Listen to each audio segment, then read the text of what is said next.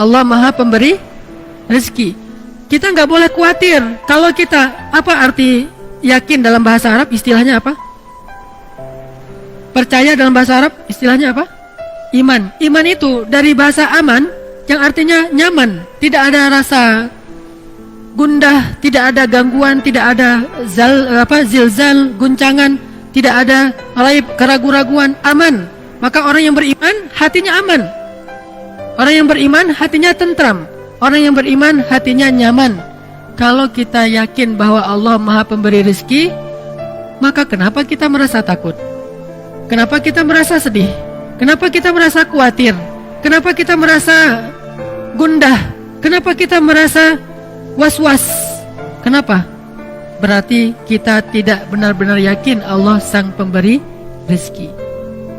Kenapa khawatir? Allah kan yang ngasih rezeki. Kenapa kita harus ngebela-belain banget sesuatu yang Allah benci? Kita ambil sesuatu yang Allah larang demi mendapatkan sesuatu nasi, katanya ikhtiar. Padahal Allah yang memberi rezeki, bukan pekerjaan, bukan seseorang, bukan siapapun, tetapi Allah lah yang memberi rezeki. Sehingga orang yang yakin kepada Allah bahwa Allah itu Maha Pemberi rezeki, dia tidak akan, pikirannya itu gak akan kemana-mana, nyaman. Tapi ketika dia mulai suuzon sedikit saja, bisa gak ya saya makan hari ini? Berarti dia sudah suuzon kepada zat Allah Sang Maha Pemberi rezeki. Kalau saya nanti nikah, saya bisa ngasih makan gak kepada istri dan anak-anak saya? Asa ayyughniyahumullah, kata Allah. Allah yang akan mencukupkan kebutuhan mereka. Yughni bukan cuma cukup, memperkaya mereka. Ngapain lagi khawatir? Yang penting laksanakan perintah Allah. Kalau Allah bilang kerja, ya kerja. Allah bilang cari yang halal, ya cari yang halal. Setelahnya gak usah khawatir. Maka belajar akidah itu nomor 1 dalam agama. Namanya fiqhul akbar, fikih terbesar. Baru setelahnya ada fikih asghar, yaitu ibadah dan muamalah. Fikih yang paling besar, orang Indonesia itu jarang belajar. Baru masuk ke musola, ke masjid, anak kecil baru TK atau SD langsung diajarkan tentang sholat, fikih kecil. Diajarkan tentang akhlak, fikih kecil. Sedikit yang diajarkan tentang akidah, yang itu adalah fikih besar. Sehingga walaupun dia udah sholat, walaupun dia udah tahu tentang ibadah, tapi dia belum punya keyakinan yang kuat sehingga gampang galau. Muncullah generasi galau. Kenapa? Gak ada akidahnya. Coba lihat di Mekah, ayat-ayat yang turun di Mekah, apa isinya? Akidah akhirah, akidah akhirah, akidah akhirah. Iman kepada Allah, iman kepada hari akhir. Itu aja terus isinya. Baru nanti setelah di Madinah muncul sholat yang sudah 5 waktu. Walaupun dia menjelang hijrah ke Madinah, sholat 5 waktu, kemudian puasa, kemudian zakat, kemudian jihad, kemudian menutup aurat, hijab, kemudian haji, umrah di Madinah. Kalau sholat menjelang Madinah, walaupun sholat itu udah ada sejak awal risalah, tapi dikonsep dalam bentuk 5 waktu menjelang ke Madinah. Intinya syariat itu baru muncul setelah sampai di Madinah. Sebelumnya akidah akhirah, akidah akhirah. Coba lihat ayat-ayat tentang yang di juz amma, rata-rata akhirah, akidah. Ini menunjukkan bahwa yang harus kita bangun terlebih dahulu adalah jangan suuzon sama Allah. Kalau kita udah gak suuzon sama Allah, insya Allah kita gak akan suuzon sama manusia. Kita tidak akan menjelek-jelekkan manusia. Kenapa? Bagaimanapun juga dia adalah ciptaan Allah.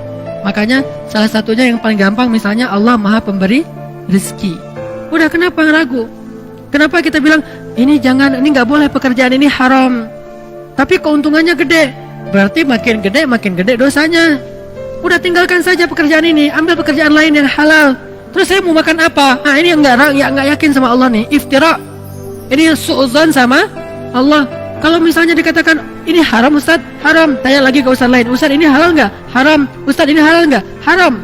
Dalilnya jelas. Ya sudah, mulai hari ini juga saya langsung akan resign. Saya akan minta berhenti. Bahkan uang pensiunnya pun saya enggak berani makan. Kalaupun saya ambil, saya kasih ke fakir miskin, tapi saya tidak akan makan. Kenapa? Saya tahulah Allah yang Maha Pemberi rezeki.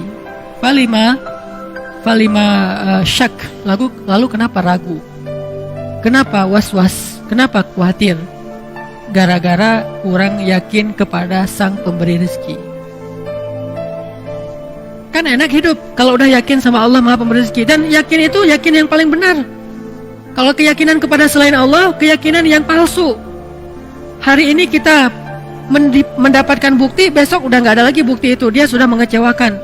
Tapi kalau yakinnya kepada Allah, Allah Maha benar. Kita sering mendengar itu, shadaqallah. Bahkan kalau ada orang yang ngaji lupa bilang shadaqallahul azim, kita protes. Tapi kita nggak percaya sama Allah, itu aneh tuh. Ada orang ngaji, kan shadaqallahul azim itu bukan bagian dari ayat ya. Jadi kalau kita habis ngaji bisa bilang shadaqallahul azim itu dengan keras atau pelan. Nggak harus shadaqallahul azim. Itu kan qori. Kan kita nggak harus gitu. Kita bisa baca misalnya wasa'at masira shadaqallahul azim. Bisa. Atau bareng-bareng shadaqallahul azim semuanya kan bisa kan? Namanya juga bukan ayat. Kalau lupa dibaca pun tidak dosa. Tapi karena luar biasa ya kita ya, hebat.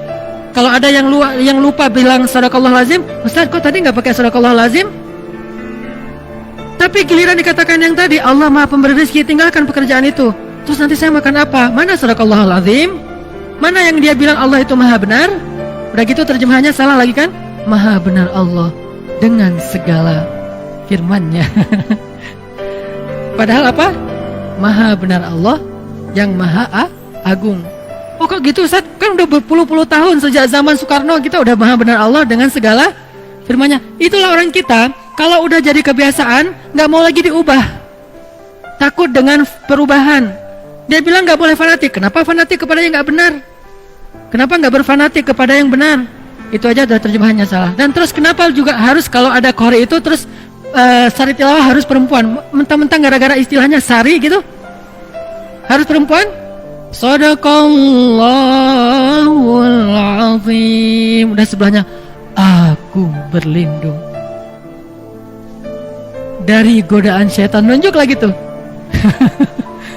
Yang terkutuk. Ini kenapa harus gini gitu loh? Aneh kan? Kenapa nggak si qorinya aja? Kan udah ada Quran terjemah, tinggal baca. Dia baca gini nih. Dengan nama Allah yang Maha Pengasih lagi Maha Penyayang, sungguh kami telah memberikan kepadamu kemenangan yang nyata. Kan jelas. Kenapa harus ada dua orang? Satu laki-laki, satu perempuan. Bukan muhrim pula. Saya qori waktu kecil. Jadi saya sering tampil di televisi. Malam Jumat, sari tilawahnya perempuan. Masih kecil untungnya. Coba kalau udah remaja, sari tilawahnya perempuan, qori'ah, suaranya bagus, dia aku berlindung apa segala macam. Nanti kalau ayatnya tentang neraka, oh, kayak orang baca puisi kan? Ini karena kebiasaan kita. Makanya kalau kita rajin bilang shadaqallahul azim, kenapa shadaqallahul azim itu nggak masuk ke hati?